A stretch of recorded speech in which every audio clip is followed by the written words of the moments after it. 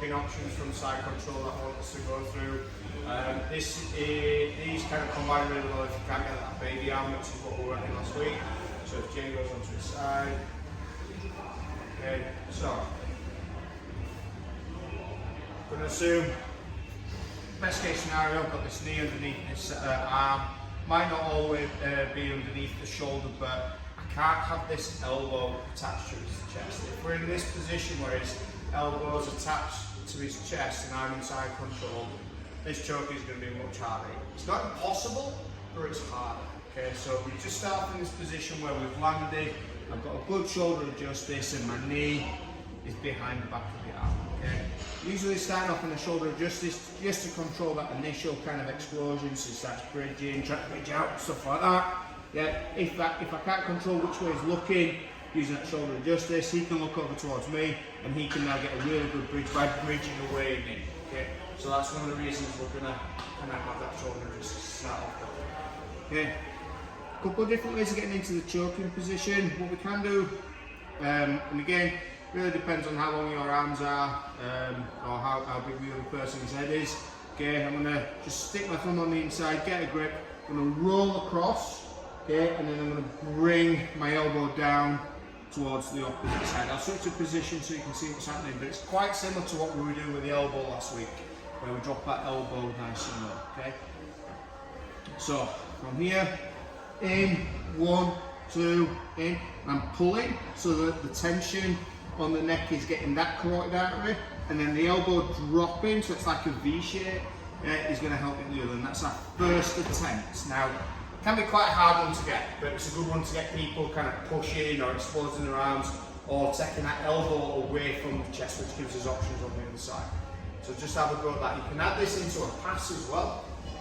So this time as we're passing, I need to think about getting that elbow, yeah, off of his chest, off of his ribs, so that now when I land, yeah, I've got this knee behind the back of his arm. Ideally, if I can get all the way nice and deep like that, that can really help a little bit as well. Still, go for that shoulder adjust this, push your shoulder in. It's not, you don't have to dig it in too hard, but just enough to get him to turn. Thumb on the inside, round, in, through, okay? See how my elbow at the moment is high? I'm going to drop it to the side, and I'm just going to pull and push it, okay?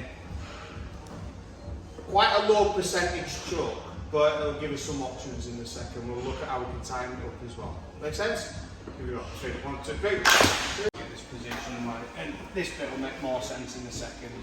Okay, but you want your thumb in nice and deep, so when it does go around, I'm kind of pulling the lapel round, and that's what's going to help get the choke on that side. If this hand kind of stays there and it just drives down, it'll still be a submission, but it's a crush.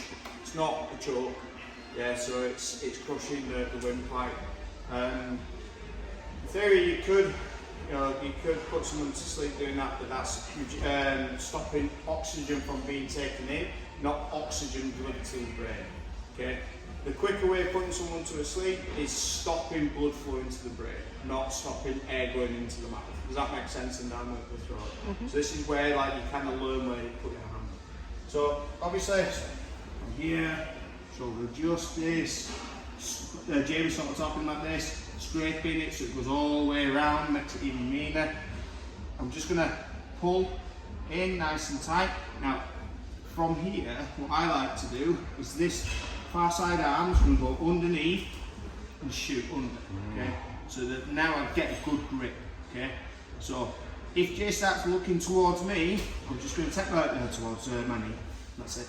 Okay, I'm going to take my elbow and I'm just going to start working it there, underneath, and then lift, elbow drops, hips drop and pull. So I'm pulling with my hand, dropping that elbow, okay? So if he starts looking around, we can use that forearm to kind of turn the head there. We try and avoid that, try and don't let him turn the head because it does take a little bit of time. So in, shoulder adjust this, scrape the head, round, this arm shoots underneath, through, get a grip, so just get a bit of cloth, pull, elbow down, drop your hips, and that's where your jaw's going to come from. You don't have to go hard with this. Yeah. Do you guys see that? Okay. Just go around this way. Don't push. Okay, let's go. Okay. So, and again, sorry Jane, stand in, round through. Okay, so I'm making sure that his head isn't turning towards my knee.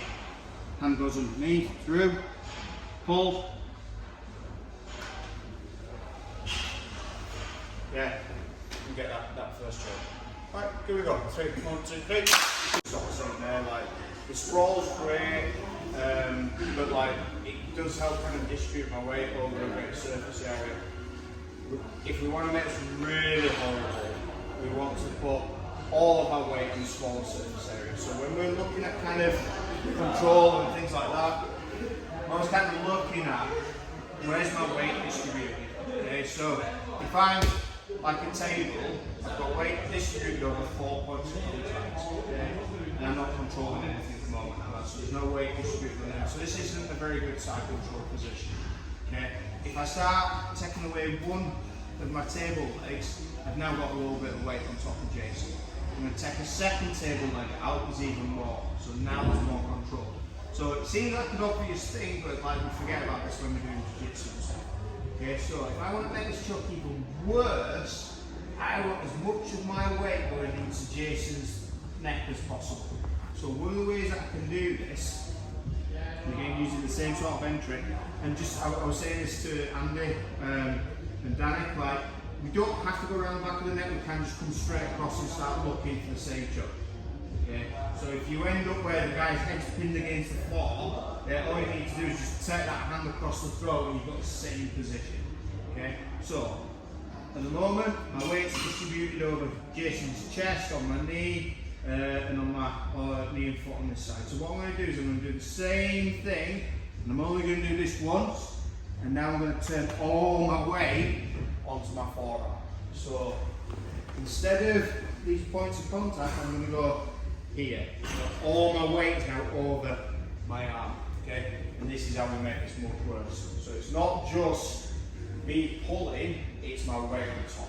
Okay, we've got to be a little bit careful because this is where it can potentially be a crusher game, because we still want that elbow down, but we want to just drive all that way in. Everyone gets one go, then we get a drink and we'll do some rolling. Okay, so same thing, hand goes in, straight, or take it across, hand underneath into here, and I'm just going to do like a side plank thing. So how much side we go here, side plank thing. It's the official term for it. Alright, give it a go, 1, 2, 3.